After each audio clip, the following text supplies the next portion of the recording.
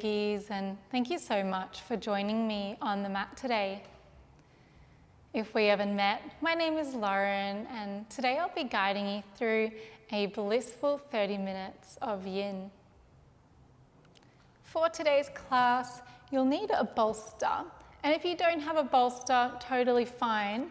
I really like to use a couch cushion or maybe two pillows from your bed stacked one on top of the other. I also recommend having a blanket for today, just to give yourself some extra padding where you need it. It's also really lovely to drape over yourself in Shavasana at the end. And last but not least, you'll need a block for today. If you don't have a block, you could just use a couple of books stacked one on top of the other, maybe some containers, some saucepans, whatever you have around the house. You just need something that is of a sort of similar size and height, and that is quite sturdy. Today we will be working on the spine. Now, spine can move in so many different directions, and we'll aim to use all of them in this session. So without further ado, let's begin. We'll start in a seated posture, and we'll be here for a couple of minutes. So propping yourself up on any props that you need. I'm going to sit on top of the bolster. You could come into a cross-legged seat, maybe having the legs out long. You could also kneel or be seated in a chair, just finding where you're nice and comfortable. The hands could come to the thighs or come into the lap. When you've settled, closing down the eyes and tuning into the breath.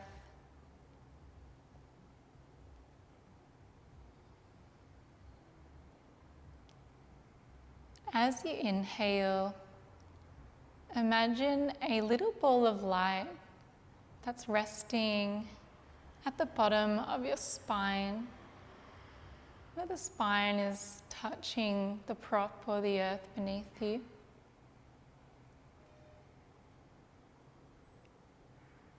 The inhale rises that ball of light all the way up the spine, passing through each vertebra till it rests at the crown of the head. The exhale brings that ball of light back down to the base of the spine. Inhale, ball of light gliding over the vertebra.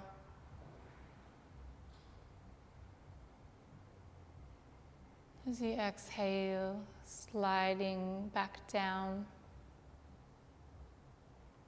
Continuing this visualization with the timing of your own breath.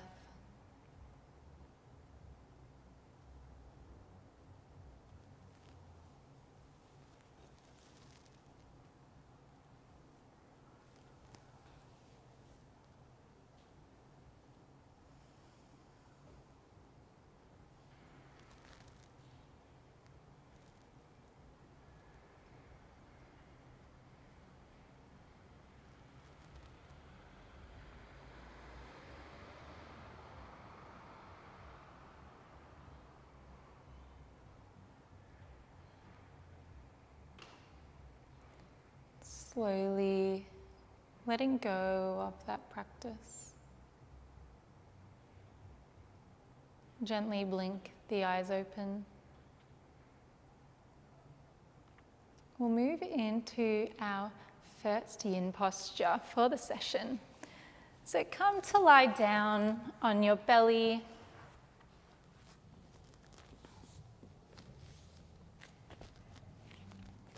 The elbows here are either stacked underneath the shoulders or they could come a little bit forward. Your hands can either be out on front, palms resting onto the mat, or it could feel nice in your shoulders to take hold of opposite biceps. The feet here can be as wide as feels comfortable. They don't have to be together. And relaxing the legs, and the heels can roll out wherever they come to. The head can either stay where it is or dropping down towards the chest.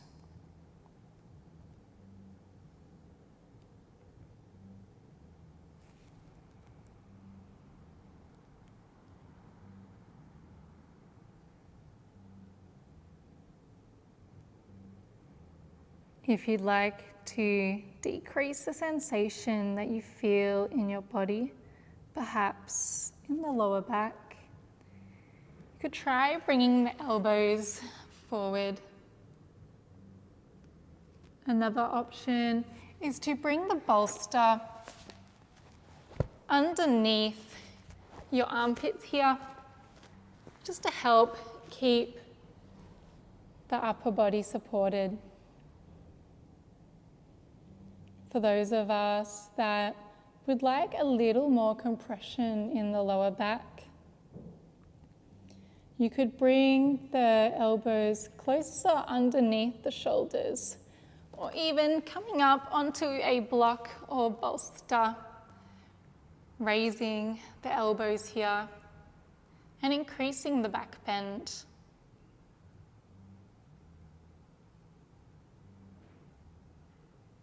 It's important in Yin to come to the point where your body first wants to naturally resist. This is called your edge. It's so important that you come back a little bit from your edge, because we hold poses in Yin for a lot longer. So finding a place where you can find stillness and stay for time.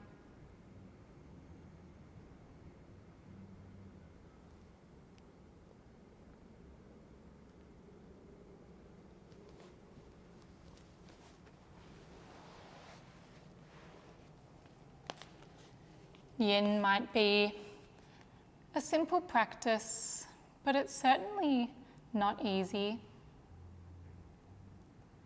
A lot of the time, poses can feel quite uncomfortable and maybe even intensify the longer you hold it. And it's okay to feel these sensations of discomfort. Stretching sensations and spread out sensations are usually okay. Even some light compression is fine.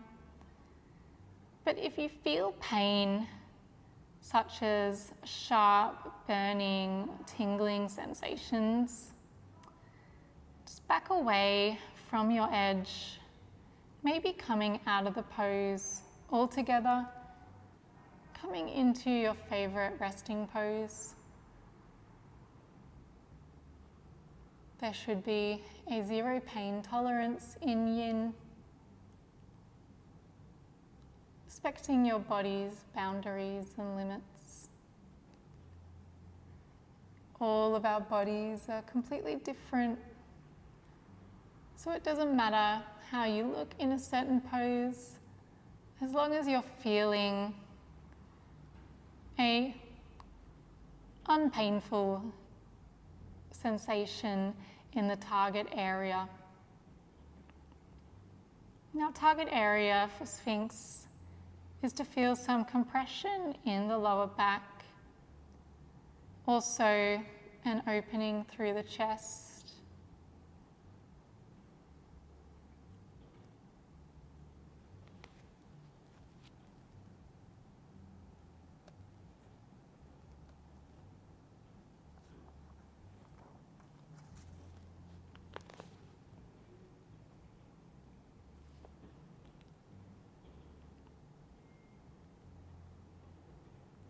We have One more minute here in Sphinx.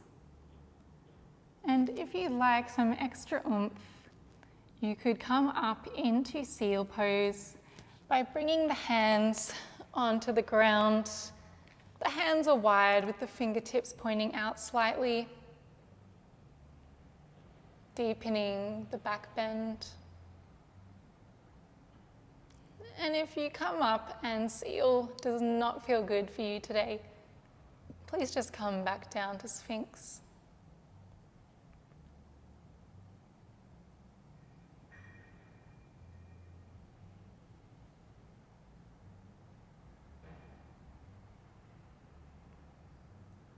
Staying here for one more breath. Slowly lowering down.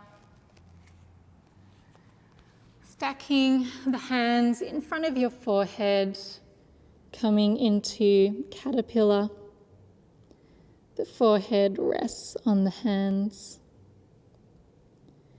Bring the left cheek onto the hands and slide the right leg out to the side, releasing through the lower back.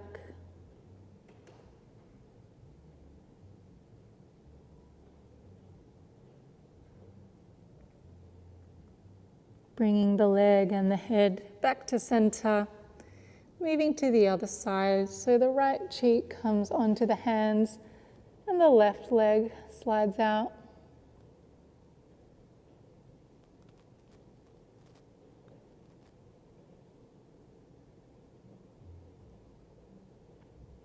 Very good. Slowly coming back to center. And using the least amount of energy as you can, roll over onto your back with the soles of the feet on the mat. Take either a bolster or a block and place it underneath the hips, so lifting your hips up as much as you need. And the prop should rest underneath the sacrum.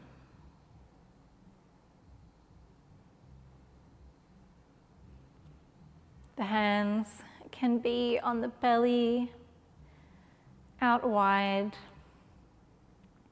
or overhead.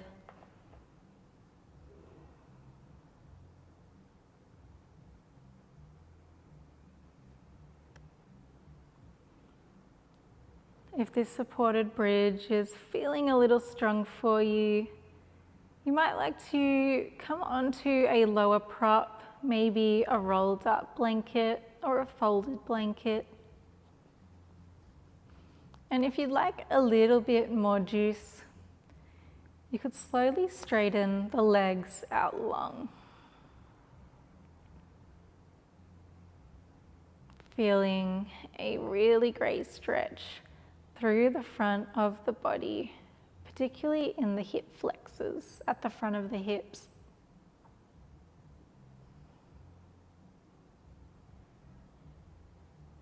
Checking in to notice where you're feeling sensation in the body. Sending the breath to that area.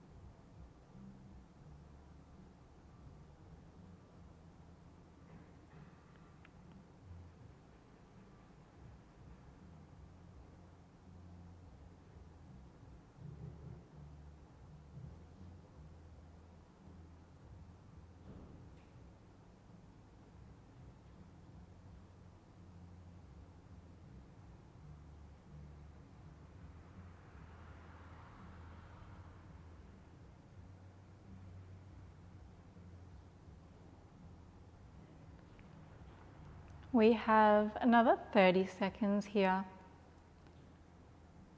See if you can melt a little more over the prop. And know that you never need my permission to come out of a pose earlier. If you're unable to stay, just try softening the pose or coming out. It's totally fine.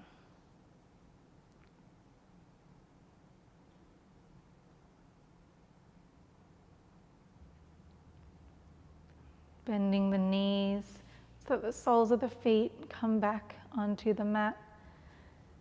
Gingerly lift the hips.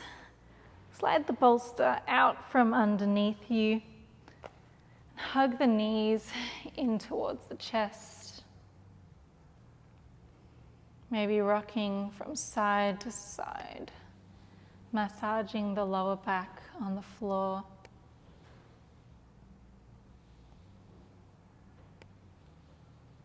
Letting the legs come out long into Shavasana.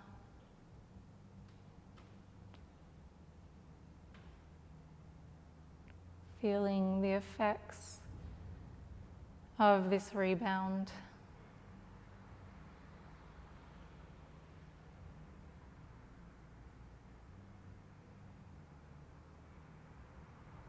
And moving as slowly as you can, come to roll over onto one side. And using the hands to help your body back up. We'll come into a forward fold now, so we'll set up for caterpillar. I encourage you to sit up onto a folded blanket, just on the edge so that your pelvis tilts forward slightly. Bring the legs out long in front of you. Bring the bolster on top of your thighs and hug it in towards your belly.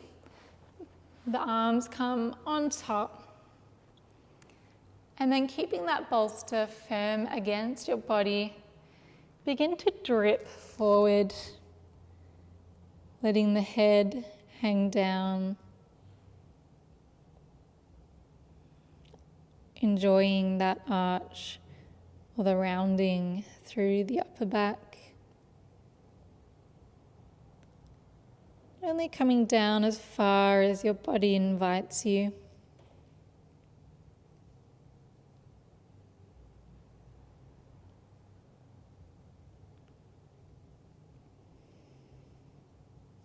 If this pose isn't feeling good for you, you could try changing the position of the bolster.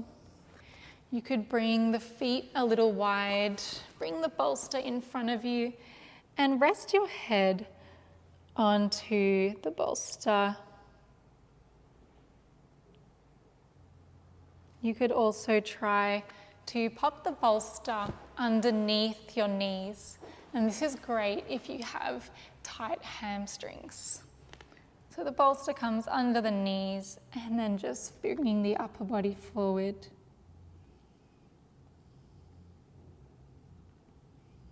Just finding your version of caterpillar.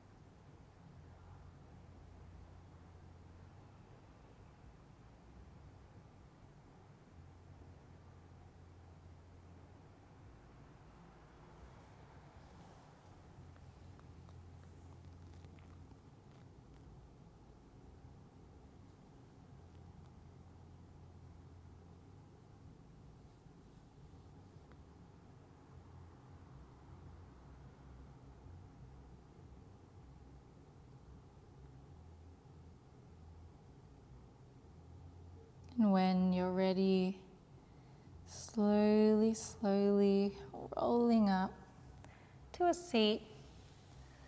The hands come back behind you just leaning your weight back.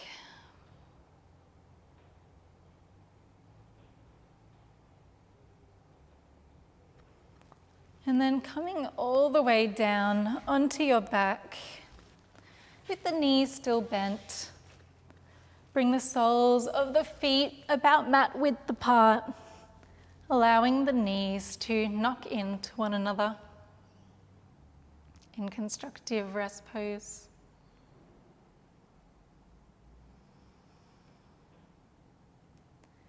This pose is a fabulous release for the lower back.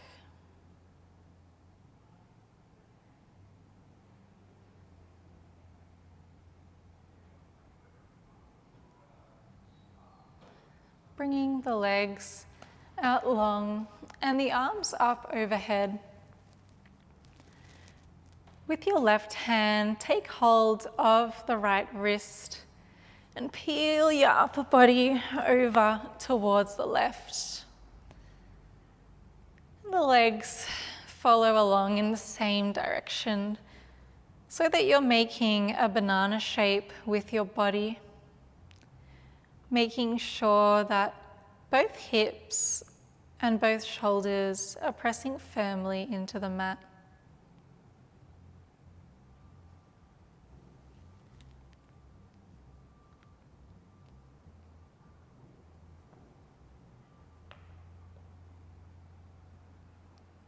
If you find that your legs keep trying to slip back to center, you could cross the left foot over the right, really rooting down the feet. And if you'd like to accentuate the stretch down the right side of the body, cross the right foot over the left.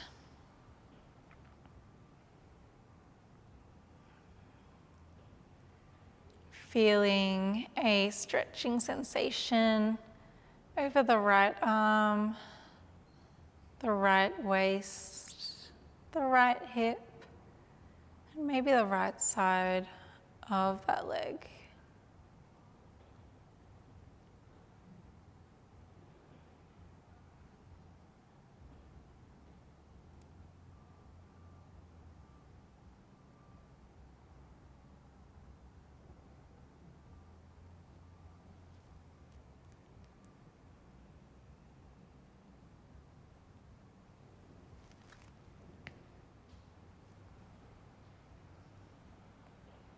And moving as if you've aged a few years.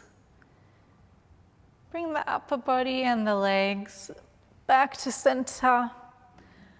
And we'll come straight onto the other side. So this time, taking hold of the left wrist with the right hand, peeling the upper body over towards the right. The legs move in the same direction. This time, feeling the stretch down the left side of the body.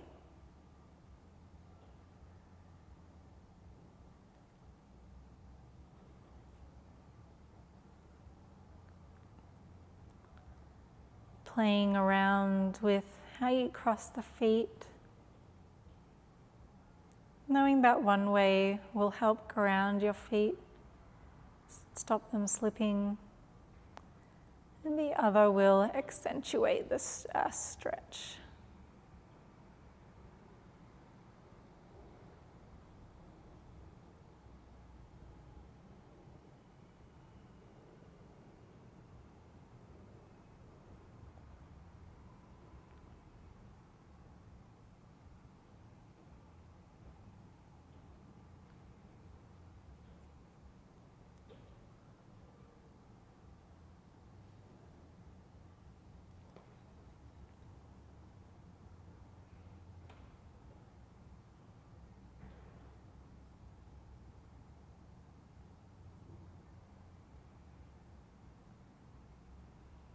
Noticing where you're feeling sensation, sending the breath there.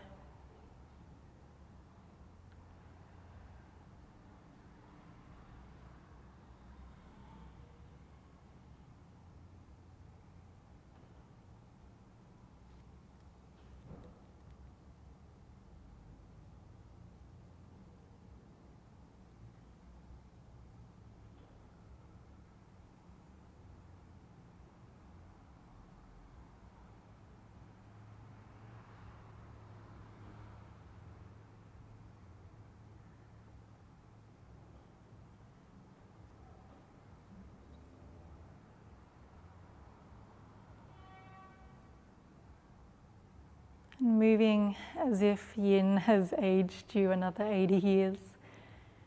Come back to center. The arms come down by your side in a mini Shavasana. Feeling the effects of our banana asana.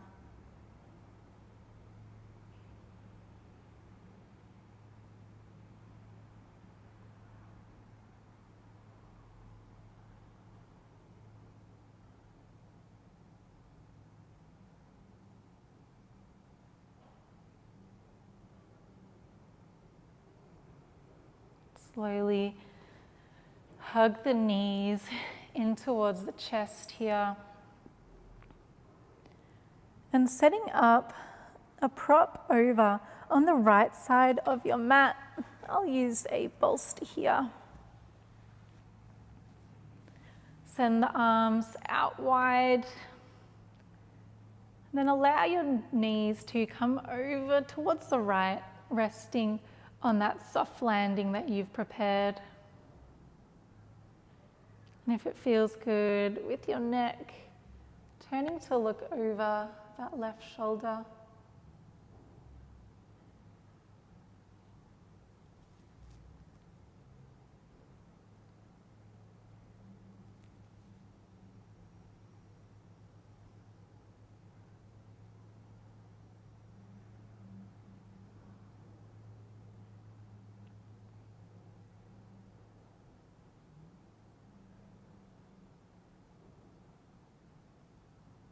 Yin is a really fabulous practice for introspection.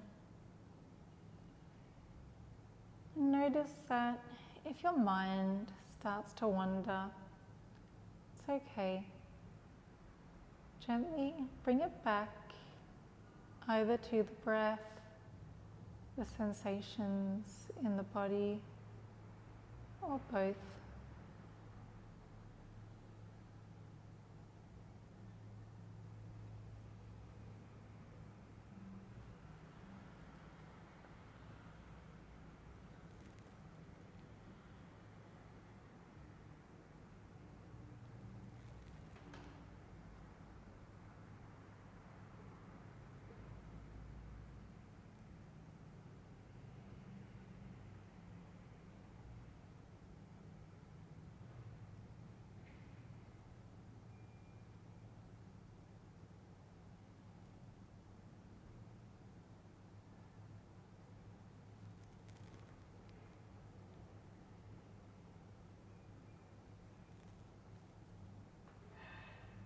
And pressing the arms into the mat. Bring your knees back to center, hugging them into the chest. And bring the bolster or whatever prop you are using over to the left side of the mat. And when you're all settled, the arms are wide and the knees fall over towards the left. If it feels good, gazing over that right shoulder.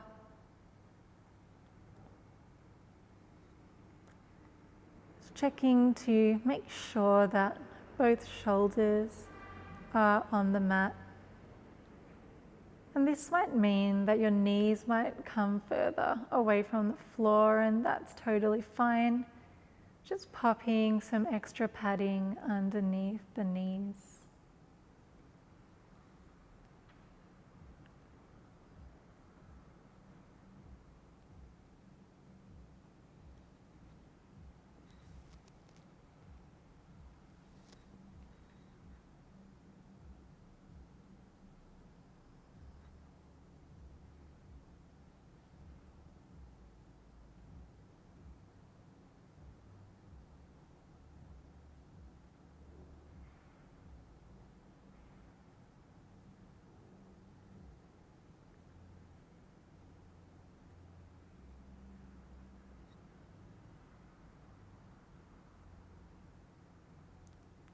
Noticing how your body feels in this twist today.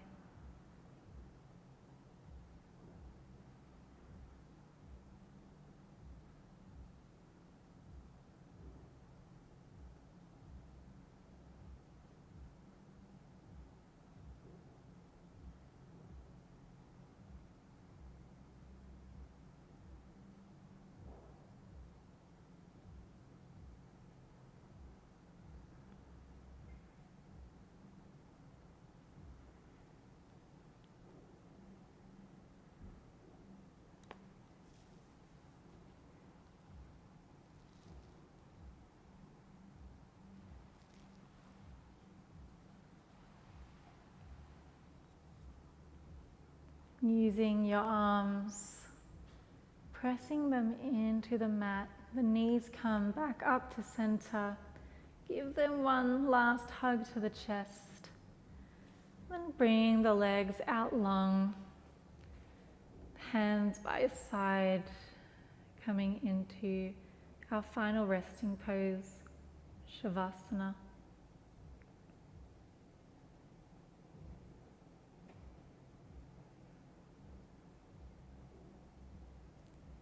It might feel good to put a bolster underneath your knees here. Maybe draping a blanket over top. Maybe placing an eye pillow over your eyes. And when you've settled, committing to stillness. And take 3 deep, long breaths.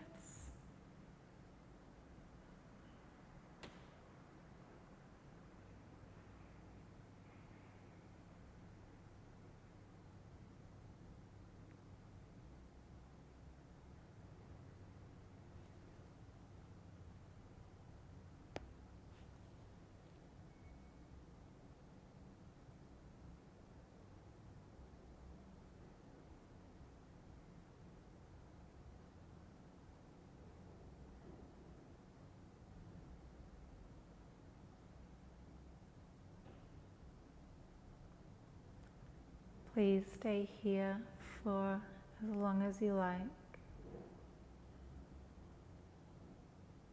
Namaste.